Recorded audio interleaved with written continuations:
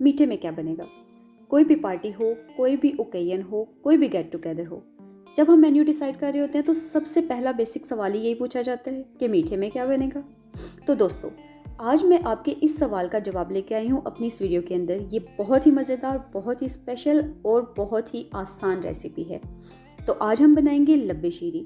ये बनाना बहुत ही आसान है और ये बहुत मज़ेदार है। जब आप इसको बनाएंगे तो मुझे यकीन है कि आपको ये बहुत पसंद आएगा। तो चलें जनाब, हम इसके इंग्रेडिएंट नोट करते हैं। सबसे पहले मैंने ले लिया 2 लीटर मिल्क। उसके साथ मैं लूँगी कुछ ड्रॉप्स वनीला के। वनीला इसके अंदर जाएगा। साथ ही है हमारे पास 8 टेबलस्पून चीनी और 8 ही टेबलस्पून कॉर्नफ्लावर। दूध के थोड़े से पोर्शन में ये जो 8 टेबलस्पून कॉर्नफ्लावर है, हम दूध के थोड़े से पोर्शन में इसको मिक्स करके रख लेंगे। यहाँ पे मैंने रखा हुआ है पहले से। उसके साथ हमें जो चीज़ ज़रूरत होगी वो है जेली। किसी भी कंपनी की, किसी भी ब्रांड की आप जेली ले सकते हैं। 2 पैकेट जेली के हैं। और उसके साथ हमें चाहिए होगा क्रीम। ये मैंने टेट्रा पैक की क्रीम ली है। 250 ग्राम क्रीम है हमारी। 1 पैकेट जो छोटा वाला होता है वो इनफ होगा। तो उसके साथ हमें पाइनएप्पल चाहिए होगा ½ कप। इसको भी मैंने बारीक काट लिया है। अशरफी मुरब्बा है, ये अपने टेस्ट के अकॉर्डिंग थोड़ा या ज़्यादा आप डाल सकते हैं।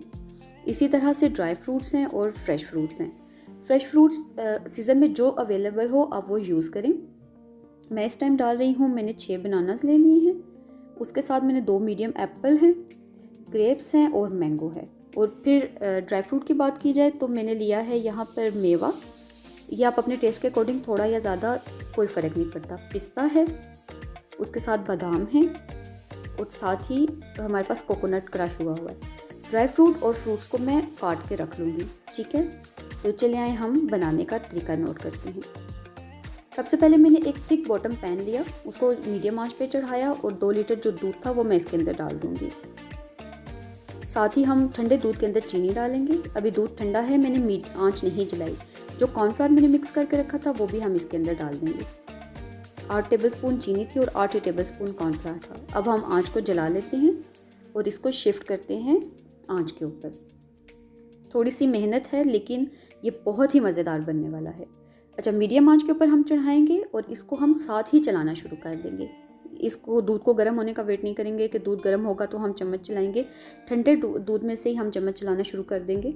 ये 10 मिनट लगेगा शायद इसमें और ये पकना शुरू हो जाएगा। और देखें, अब मेरा दूध उबल के बिल्कुल पकना शुरू हो गया। तो हमारा जो कस्टर्ड है वो रेडी है। लेकिन अभी इसमें उबाल आ गया है। उबाल आने के बाद भी हम इसको 2 से 3 मिनट पकाएंगे ताकि इसमें जो कच्चापन है वो बिल्कुल ख़त्म हो जाए। तो हमारा ये कस्टर्ड तैयार है। इसको हम ठंडा कर लेंगे। अब मैं बना लेती हूँ जेलीज़। जेली के मैंने 2 पैकेट लिए हैं। अच्छा, जेली मैंने एक बाउल के अंदर शिफ्ट की है। अब इसके अंदर मैं डालूंगी 1 कप पानी। तो ये जेली मेरी 1 कप पानी के अंदर बनेगी, तभी ये हार्ड सी जेली होगी कि वो टूटेगी नहीं। तो हम जेली को मिक्स कर लेते हैं। इसी तरह से हम जेली को फिर मिक्स करके ठंडा होने के लिए रख देते हैं। तो जब तक हमारा जो कस्टर्ड था वो भी ठंडा हो जाएगा और हमारी जेली भी ठंडी हो जाएगी। तो इसी दौरान में जब हमारी जेली ठंडी होने के लिए रखेंगे तो हम फ्रूट और ड्राई फ्रूट्स को काट लेंगे। तो मैं अपने फ्रूट और ड्राई फ्रूट को काट के फिर आपसे दोबारा मिलती हूँ। तो देखिए जनाब, जो हमने कस्टर्ड बनाया था वो ठंडा हो गया है। उसको मैंने एक दूसरे बाउल के अंदर शिफ्ट कर लिया है। थोड़ा बड़ा बाउल मैंने लिया तो इसके अंदर मैं इसको शिफ्ट कर लिया है। अब ये देखें, ठंडा होने के बाद ये थोड़ा जुड़ गया है, लेकिन नो प्रॉब्लम, हम इसको सेट करेंगे। तो जो क्रीम थी, 250 ग्राम हमने क्रीम ली थी, वो मैं इसके अंदर ऐड करूँगी। क्रीम को शामिल करने के बाद साथ ही मैं कुछ कतरे इसके अंदर वनीला के भी शामिल कर दूँगी। तो ये हमारा वनीला कस्टर्ड तैयार हो जाएगा। अब मैंने एक बीटर ले लिया। मैं बीटर से इसको ब्लेंड करूँगी ताकि जो हमारा कस्टर्ड है वो बिल्कुल स्मूथ हो जाए। अगर आपके पास बीटर नहीं है तो नो प्रॉब्लम, आप इसको हाथ से भी बहुत अच्छे से मिक्स करते जाएं। थोड़ी सी ज़्यादा मेहनत होगी बीटर की निस्बत, लेकिन यह है कि जब ये बिल्कुल स्मूथ हो जाए तो तब तक हम इसको मिक्स करेंगे। क्योंकि जब हमने इसको पकाया तो ये थोड़ा थिक था। उसके बाद ठंडा होने के बाद इसमें थोड़ी गुठलियाँ सी नज़र आती हैं, लेकिन ये फिर हम इसको जब ब्लेंड करेंगे तो ये मिक्स हो जाएगा। बाकी के तमाम इंग्रेडिएंट आप इसमें डालूंगी लब्बे शीरी के अंदर।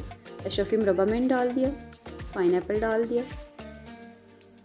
तमाम फ्रूट्स पीच मैंने काटे थे वो डाले इसके अंदर, एप्पल,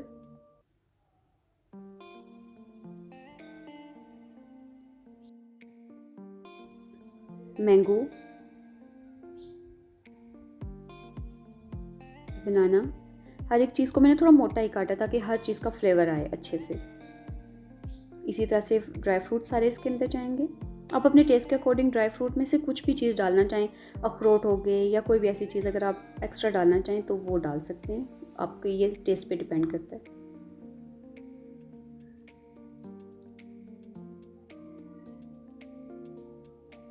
अब मैं इसको मिक्स करूँगी, तमाम फ्रूट और ड्राई फ्रूट को अच्छे से मिक्स करूँगी इसके अंदर।